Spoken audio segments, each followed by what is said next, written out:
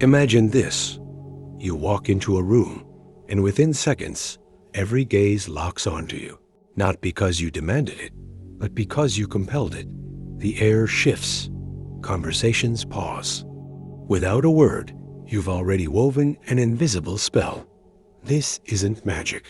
This is seduction in its purest form, the kind Robert Greene dissects with surgical precision. But here's the unsettling paradox. You've been taught that confidence is innate, that power is reserved for the lucky few, that influence is either given or stolen. What if none of that is true? What if the most magnetic people in history, Cleopatra, Casanova, FDR, weren't born with some divine charm, but hacked an ancient code? Why do you still hesitate before speaking? Why do you crave approval from those you don't even respect? And why does the mere thought of rejection feel like a blade twisting in your gut? The answer lies in a psychological blind spot, one that keeps you chasing validation instead of commanding it. This isn't about manipulation. It's about awakening a force buried deep within you, a force the world has tried to erase. But the question remains, are you ready to wield it? The real enemy isn't a lack of skill, it's a sickness of the mind. Nietzsche called it the herd instinct, that knowing need to conform, to seek safety and sameness.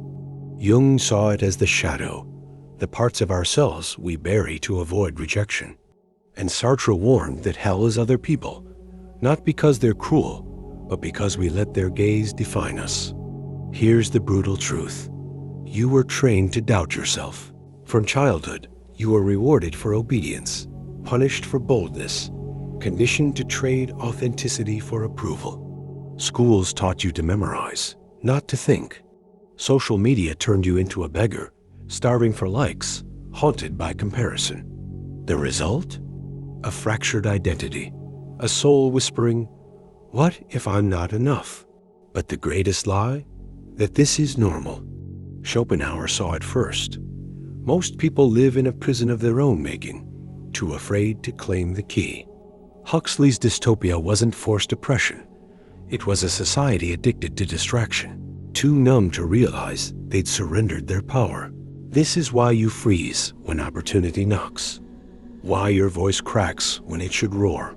The chains aren't physical. They're etched into your nervous system. But beneath them, something primal, something waiting. The question isn't how to break free. It's when, because the cost of staying trapped is a life half-lived. And time, unlike your fear, doesn't hesitate. Think of the last time you held back, the flirtation you didn't pursue, the deal you didn't negotiate, the moment you swallowed your truth to keep the peace. These aren't just missed opportunities. They're death by 1,000 cuts to your spirit. Cognitive science reveals a chilling pattern. Every time you suppress your desires to avoid judgment, your brain rewires itself toward passivity. Like a muscle, confidence atrophies without use. Social psychologist Robert Cialdini calls this commitment and consistency bias. Once you act small, your mind rationalizes staying small. The more you comply, the harder rebellion feels.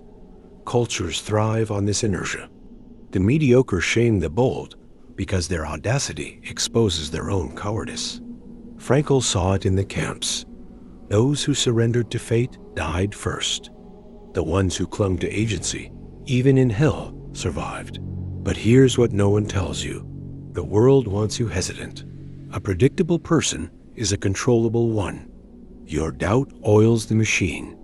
Every time you silence your edge to fit in, you feed a system designed to drain you. The cost? A life of quiet resentment, wondering what if as your fire dims. But beneath the fear, something stirs. A voice, your voice, and it's starting to roar. The real question isn't if you'll break free, it's what happens when you do. History's most magnetic figures shared one secret. They rewrote the rules. Casanova didn't beg for affection, he became the prize. Cleopatra didn't plead for power. She staged spectacles that made kings kneel. They grasped what Greene reveals. Seduction isn't about taking. It's about becoming the kind of force others can't ignore. Start with this subversive truth. Confidence is a performance until it's not. Neuroscience proves faking courage literally rewires your brain. Act fearless, and soon you'll be fearless. The 18th century's greatest duelists knew this. They walked onto the field pretending indifference to death until their bodies believed it. Your rebellion begins with 3 acts of war. 1. Steal back your attention. Stop feeding the algorithms that keep you insecure. Obsessing over others' highlight reels is self-sabotage. 2. Practice strategic vulnerability. Like FDR projecting calm while paralyzed, reveal only what serves your power. Mystery isn't hiding, map them, it's curating. 3. Trigger the Zeigarnik effect. Psychologists found people obsess over unfinished patterns. Be the cliffhanger. Leave conversations first. Create intrigue. Become the story others can't stop chasing. This isn't deception, it's reclamation. Every master was once a disaster, but they crossed a line you're now approaching, where fear becomes fuel, where performance becomes presence. The final question? Who will you be when the act becomes real? The deepest seduction isn't of others, it's of yourself. Every legend, from Da Vinci to Bowie, mastered this. You don't find power, you hallucinate it into existence. Schopenhauer was right. Reality is will and representation. The moment you stop seeing confidence as something to earn and start treating it as a decision, the universe bends. Studies on placebo confidence show astonishing results.